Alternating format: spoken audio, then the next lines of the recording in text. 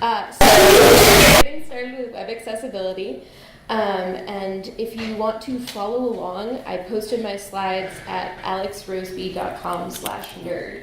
So if you want to have that visual as well, you can go there. Okay, so my name is Alex Brenon. Super brief about me. I started looking into accessibility a few years ago because I was given time at work to choose what I wanted. And I have an education background, so making things available to everyone is really part of my educational DNA. And so accessibility seemed like a good fit. So I'm relatively new to all of this and have kind of insights from learning it. And now I've progressed. I'm a member of the accessibility project team on GitHub, so it's only been a few years, and it's kind of reassuring to remember that when you get started with accessibility, you can really ramp right up and start getting into the meat of it.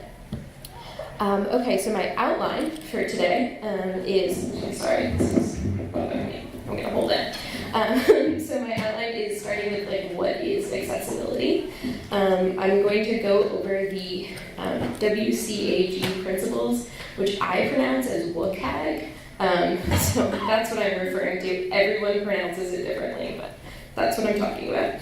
I'll also talk about testing your sites for accessibility. So,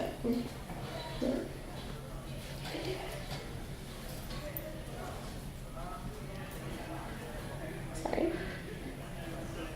There we go. Okay, so the big takeaway I want you to have from today is that accessibility is not all or nothing. Every single thing you learn and implement is helping someone out there. And so if you use even one thing that you've learned today, you have made a difference. You have made your site more accessible. Obviously, it's great if you are completely accessible, but every step just really matters. So what is accessibility and why should you care about it? You probably care about it a little because you're here. But basically, accessibility has to do with making things usable for everyone, regardless of their ability levels, how they're accessing the internet, everything. And you might recognize this by its other name, universal design. So accessibility is really just part of universal design. And one thing I'll focus on a lot is how making things more accessible is really useful to everyone. So there's kind of this myth that accessibility is blind and deaf people who have these major disabilities, but there are also so many other reasons that you need accessibility. So another major class of users who we're making adaptations for are people with motor impairments who are accessing things with just a keyboard, maybe a button, or using a mouse but having a hard time clicking really fine things. And also there are temporary disabilities. So for example, maybe you're in a crowded room, you want to watch a video, you're not going to turn on the sound and annoy everyone around you. And so you want captions on that video so you can learn what you need from it. Or maybe you have low internet speeds and your images just aren't loading and the alt text will appear, so you still know what those images are. And there are other things like temporary injuries, reasons why you might just, for a short amount of time, really make use of accommodations.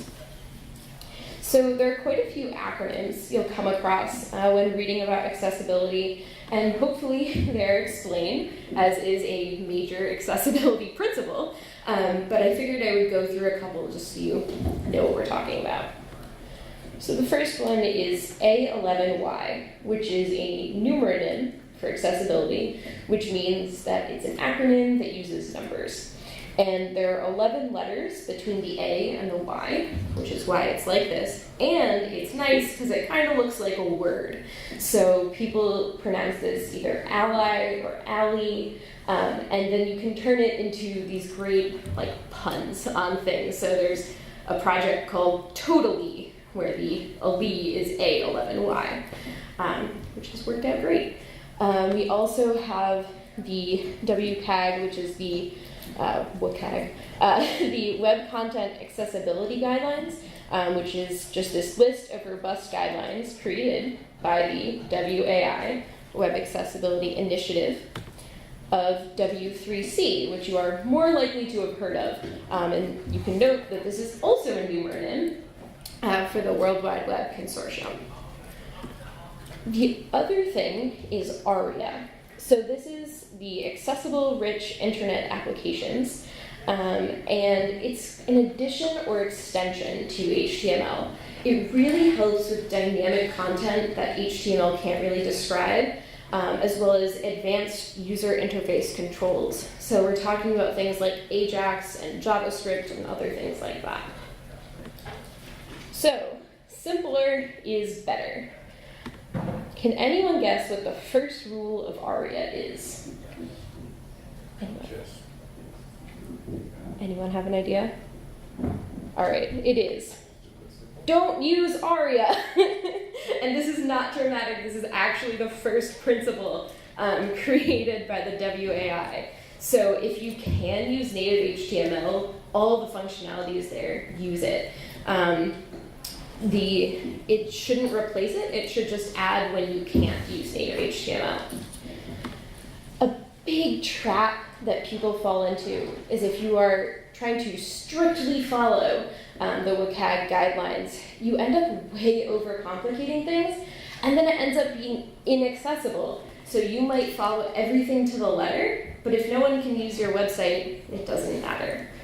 So make sure you don't fall into this trap of really just trying to make it as detailed as possible. So there are 4 main WCAG principles, which is yet another acronym of CORE, but this one's a little simpler, and it's so you can remember. So we have perceivable, operable, understandable, and robust. Information should be perceivable, meaning the user can access what you're trying to convey through whatever means they're using. Operable, the user can navigate your site, get to all of your information. Understandable, you want your site to be clear and obvious to use. And then robust is making sure that your site will stand the test of time and work on every browser and every assistive technology. So I'm going to briefly dive into each one and some aspects of them. There are a lot of resources online that you can use for more information. So I'm starting with alt text, which is the thing that most people think of when they think about accessibility. But I'm going to ask you, this is participation time. So I want you to tell me what you think the best alt text for this image is. Option A, baseball player hitting a ball at a baseball field. B, David Ortiz of the Boston Red Sox batting from home plate at Fenway Park. Or C, David Ortiz of the Boston Red Sox stands at the home plate of Fenway Park about to hit a baseball. Behind him crouches the catcher and umpire. Fans fill the stands, and there's a red Budweiser billboard in the background. Okay, so who thinks A is the best alt text? Okay, B. All right, C. Okay, so the best alt text for this image would actually be B, because what you're going for here is descriptive without being too wordy. So let's say you're using this image in an article about David Ortiz. It doesn't really matter that there's a red Budweiser billboard in the background. If you were looking at this image, it stands out visually, but it's not really something that's important. So you want to make sure you're not being too wordy, because it just kind of gets boring as you're going through and saying, okay, yeah, that's the image, great, move on. So basically alt text, you're conveying information when it's not available visually, which means both screen readers, if you have your images just aren't loading, or when a search engine is scanning your page, it can read the alt text. So this is one of kind of the side benefits of accessibility, is you get this search engine optimization because there's more text that it can read. So I have some tips. First of all, never use the words picture of or image in your alt text. The screen reader or whatever method you're using will convey that information separately, and it can be really annoying if you hear like image of a baseball player. Great, I know it's an image, so you don't want to use that. As I said before, be clear without being wordy. You also want to think about why you're using that image.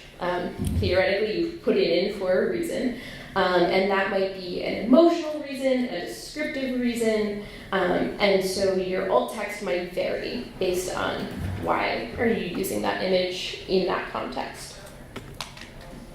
And finally, empty alt text. So decorative images should have this alt text that's empty, so just alt equals empty quotation marks. And this conveys that it's decorative, that it's not adding to the content. It's a pretty scroll that you have on your page, and it looks great, but doesn't really add any meaning.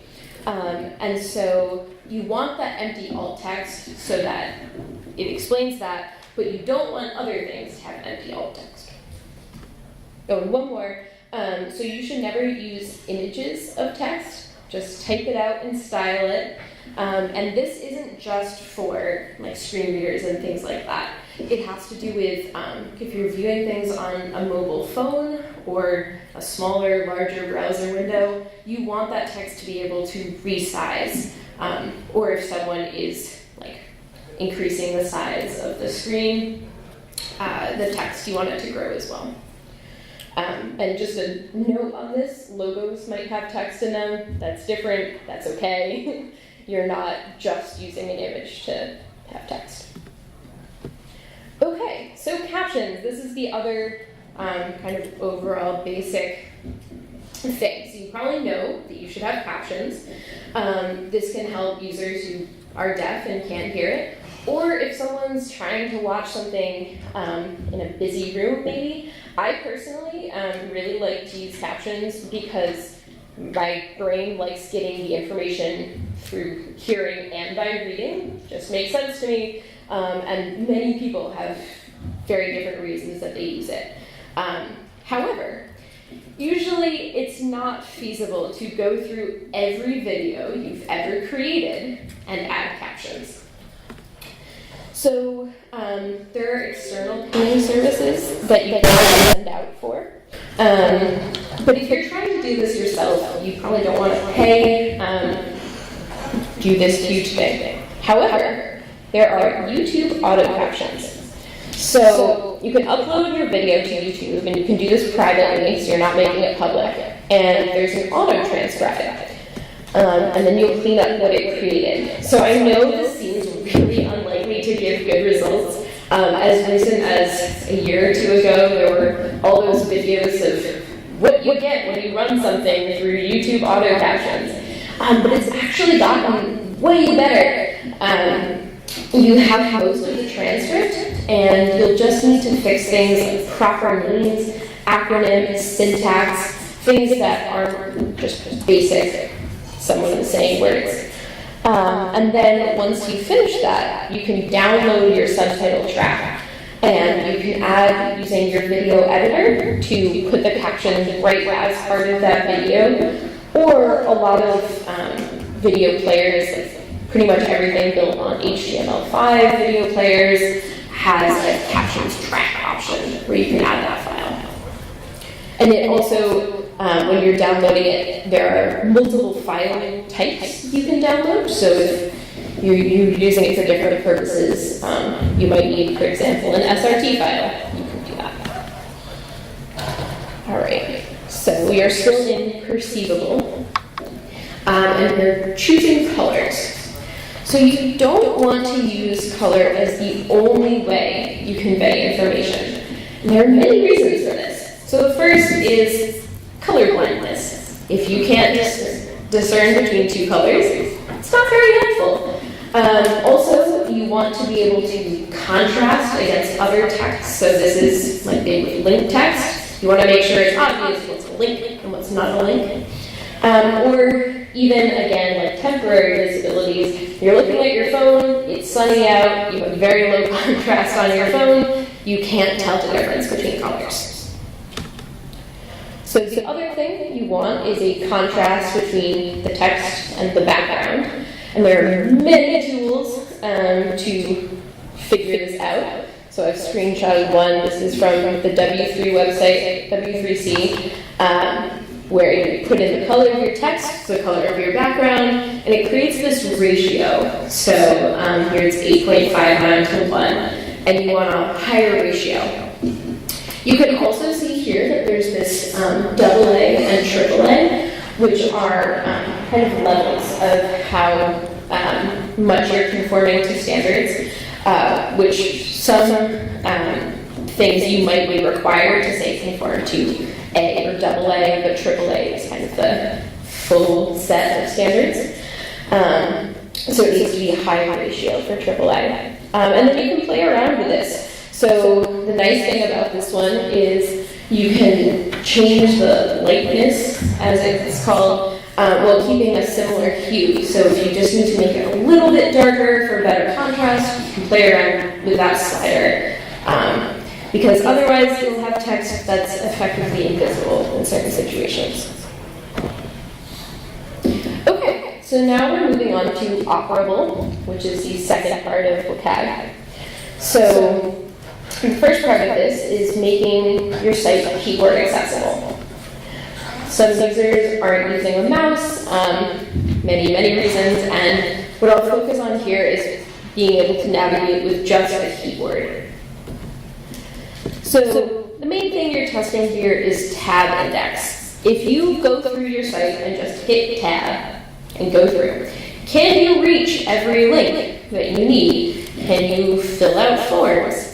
But the other most important thing is that the tab order makes sense. So when you're hitting tab, you're not jumping between the top and the bottom of the page and then back to the top. You're going through as any other user would just be scrolling through the site. And also, as I mentioned, you want form navigation. So this is one of the biggest things. If you're using form labels correctly, you'll be able to tab through and have each of those things work. As opposed to if you're not using form labels, it can be really hard to figure out where you are. So, ordering. You might have heard of skip links. A skip link is usually found at the top of a web page, which means it's the first thing in the tabbing order. And you can make it hidden with CSS, so it only appears when someone focuses on it by hitting tab. The nice thing about a skip link is it takes you to the main content of the page. So maybe you have a great menu at the top of all of your pages, but if someone is just reading an article, they don't want to have to tab through all of your menu to get down to any links in the article. So a skip link, if you have one and you hit enter, you can go right down to the page content, changing the tab focus, which is just nice. You also want to be conscious of heading orders. A big trap that a lot of people, primarily designers, fall into is using just divs and spans and styling them so that they are beautiful and perfect for your website. However, this isn't very accessible. The heading tags exist for a reason, and screen readers can actually give the overall outline of the page, listing all of the tags, but only if you create a good structure. So this is things like not skipping from a header 1 to a header 3, and like I said, not just using divs. And again, you can still style them however you want.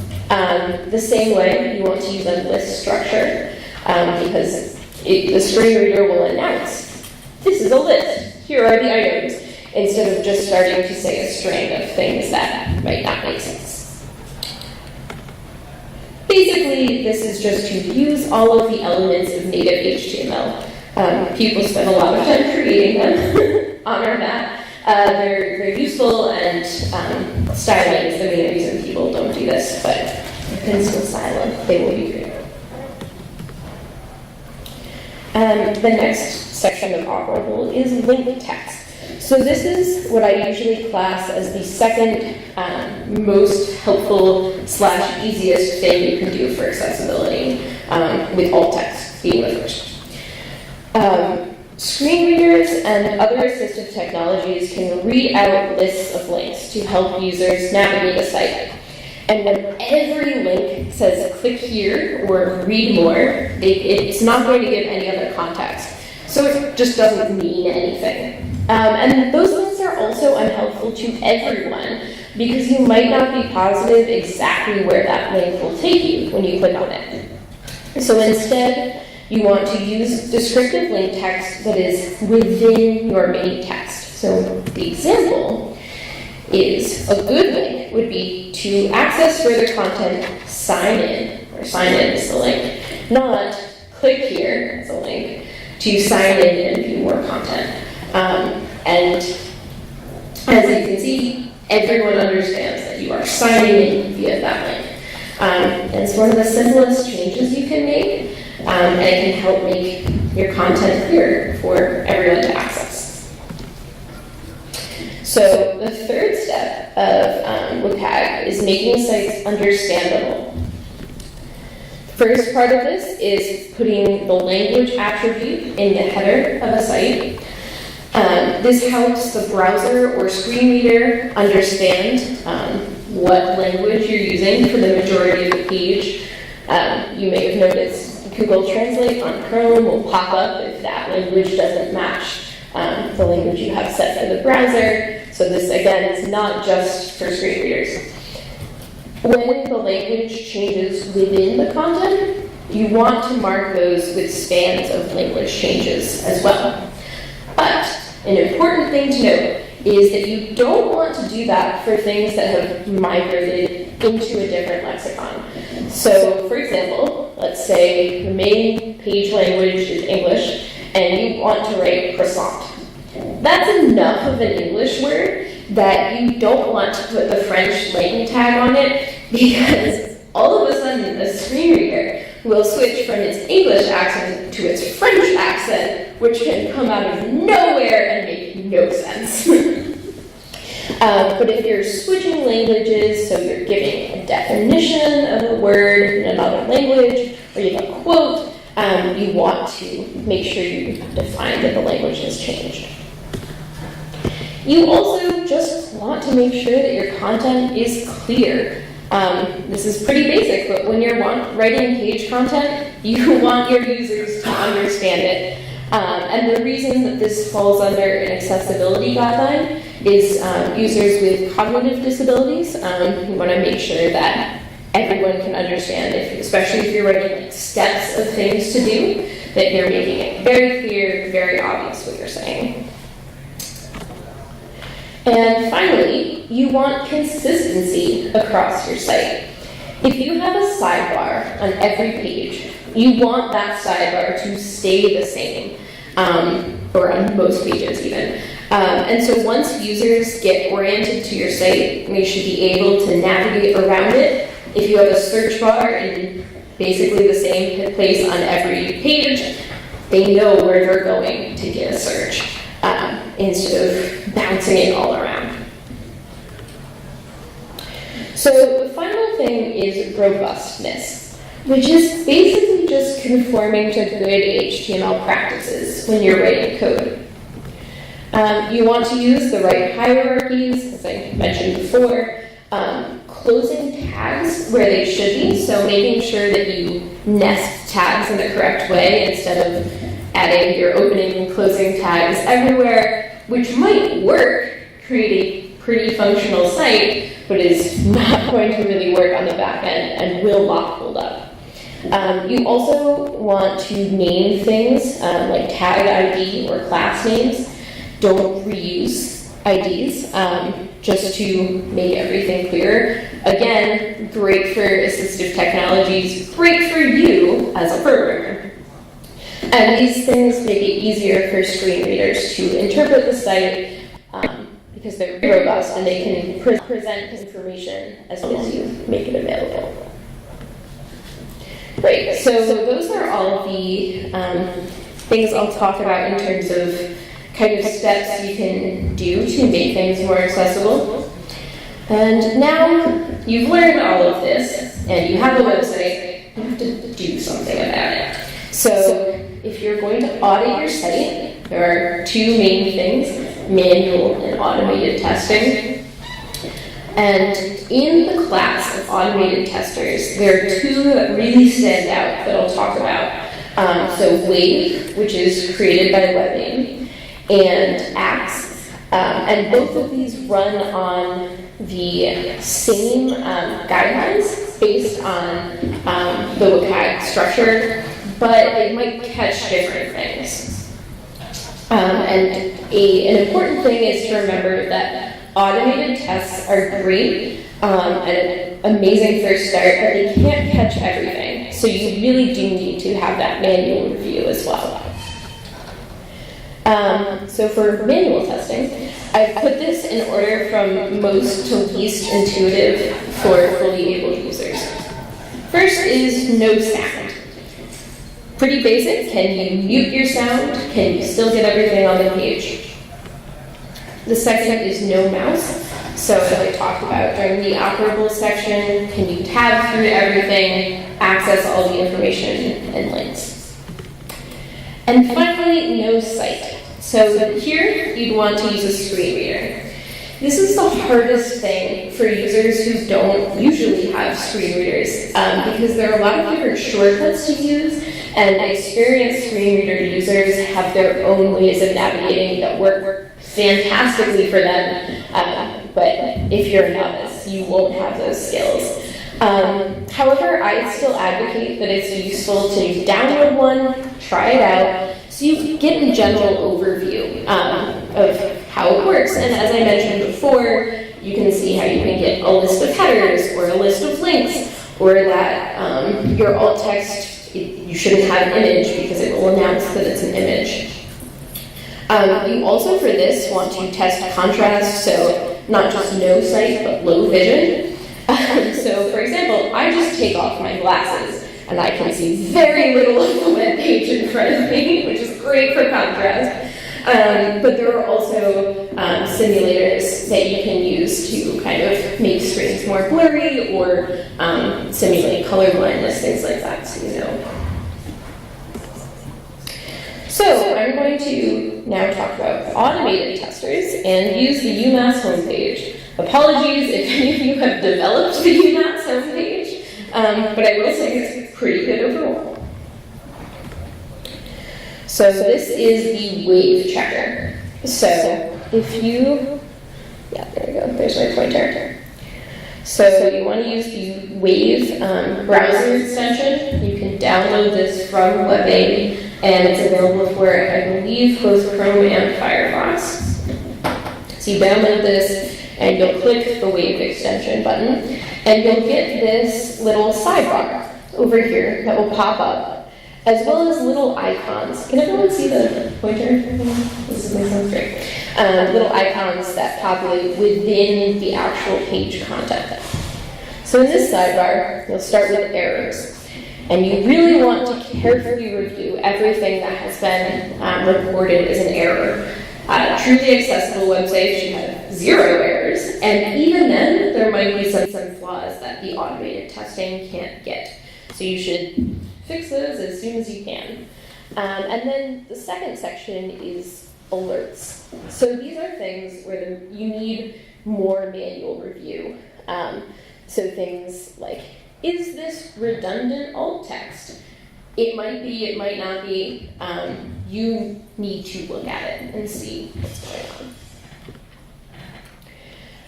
on. On each of the attributes here, there's these little information buttons, and when you click one, in the sidebar, you get this fantastic documentation of what does it mean? What does this error mean?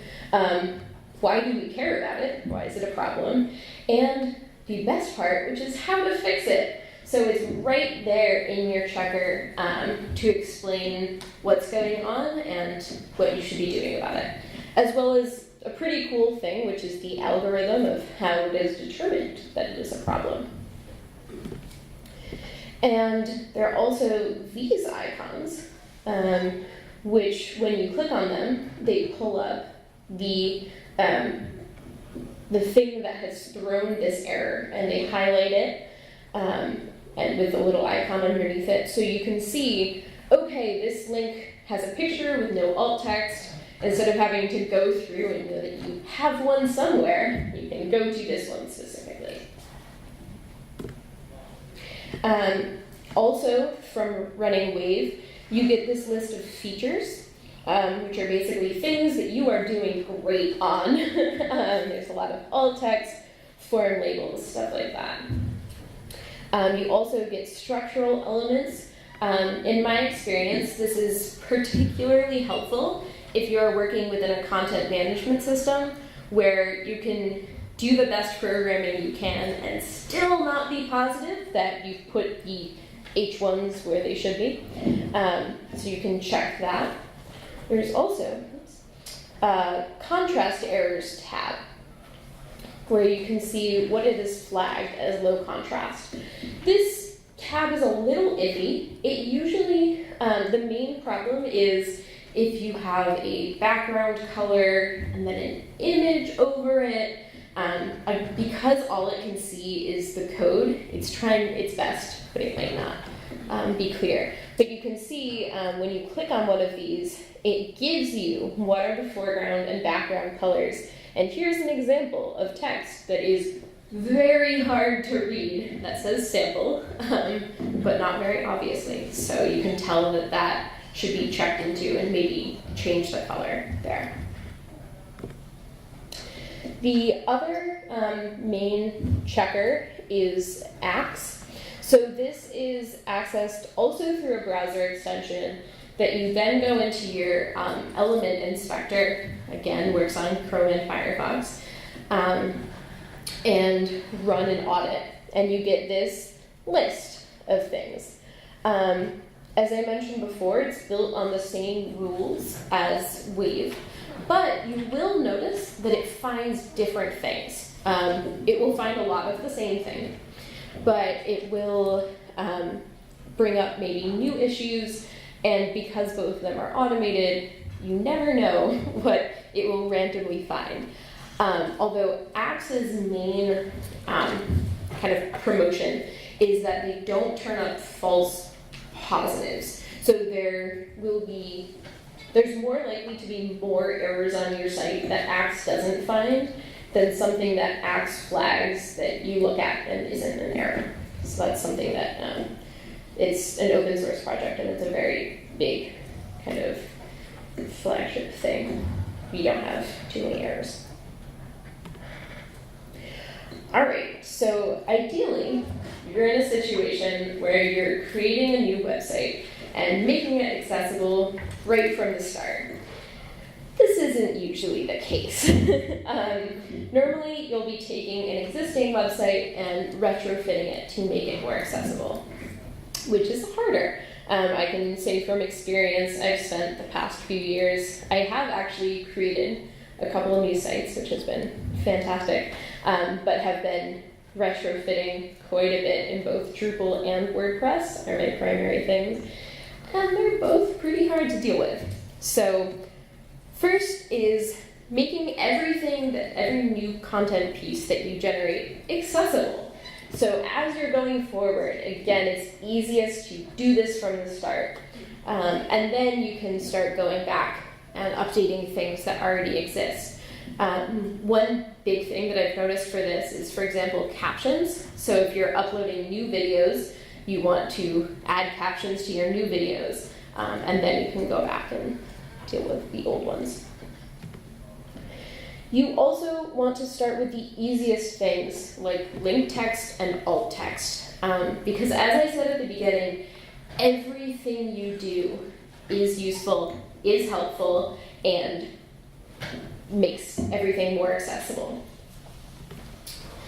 And here's the final, most iffy thing. So if you're working with a content management system, if you can change to a more accessible theme, sometimes it's worth it so you're not starting from scratch, but you're starting from a more accessible place. And if you can get the buy-in, it's really helpful. Okay, so thank you. That's the end of my talk. And does anyone have any questions? Anything? Yes. Not necessarily a question, but just a comment. There's another extension called Axe Coconut, which contains, it's more for shadow downing. So, and it also kind of creates more of the newer things that EQ, who makes the plugin, brings out more of the edits quicker. That's a good point. So you were mentioning Axe Coconut, and also, so Axe can be a browser extension, but you can also download it and run it on your code locally, which can be more useful for depending on how you're developing. Any other questions, comments? Yeah. I was wondering if there's a way, I was intrigued by you mentioned that there's some images that might be just visual but don't contribute to like the context being conveyed, and you don't need all text. And I was wondering if there's a way to measure like how valuable content is, or navigation in terms of the user interacting with it. One example I could think of to hopefully make this question make sense is rows in a table where they may have alternating colors, and for the users who see those, they're nice, but actually having more contrasting colors is worse than just white rows in a table. Like there's a point of no return. And I was just wondering, very generally, is there a way to judge, or like tools to say like, these links or this content on my site is very important to the user doing, what they need to do, and these are things that, I guess just divide. I was just intrigued by that, like, this thing is not important, and I was wondering if there are tools to discern like, what is important on my site and not. So, unfortunately, the main tool for this is your brain.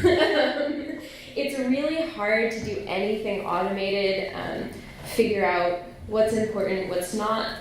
The one thing I will say is, for example, in a table with alternating row colors, why are you making them alternating row colors? And who are you hoping to help? If it's just users who are viewing it and it helps make that contrast, then that can be kind of a starting point. And just thinking, about why you're doing this, why you're putting an image on a site, why you are making things look the way they are. What are some popular screen readers that people use? Okay, so screen readers, there's NVDA. Haven't done this in a while. So NVDA is a big one. They range from free and open access to really, really expensive. And there have been some really good studies done on what the most common combinations of screen reader and browser is, because this is actually a pretty big thing. So if you're using Firefox, it might be better to use one screen reader over another, but I can't really list any others off the top of my head, sorry. Yeah? What is the screen reader interaction with like HTML5 video? You mentioned the captioning as an objective. I haven't been able to experience that. So how does that end up looking to, not looking, but audible to a user? So for video, a screen reader, you're just mostly navigating to the video is what the screen reader is helping you with. And telling you if you are on the play button, so you can press the play button. And then other than that, I think the experience is pretty much the same. It's just telling you that you've gotten to a video. Yeah? For image on top, for text on top of images, how do you use your brain to go about evaluating if there's enough contrast there? For example, if you've got some old white text and you put like a black diffuse drop shadow underneath it, and then there's an image behind it, how much is enough for it to be enough contrast? Yeah, so image contrast on top of like backgrounds that are text contrast on images is one of the hardest things, and that's where manual testing is really useful.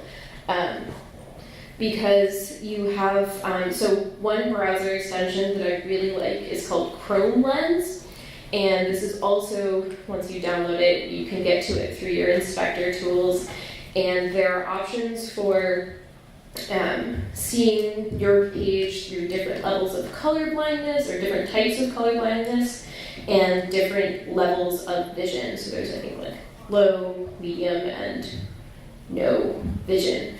So you can kind of see what I see if I take my glasses off.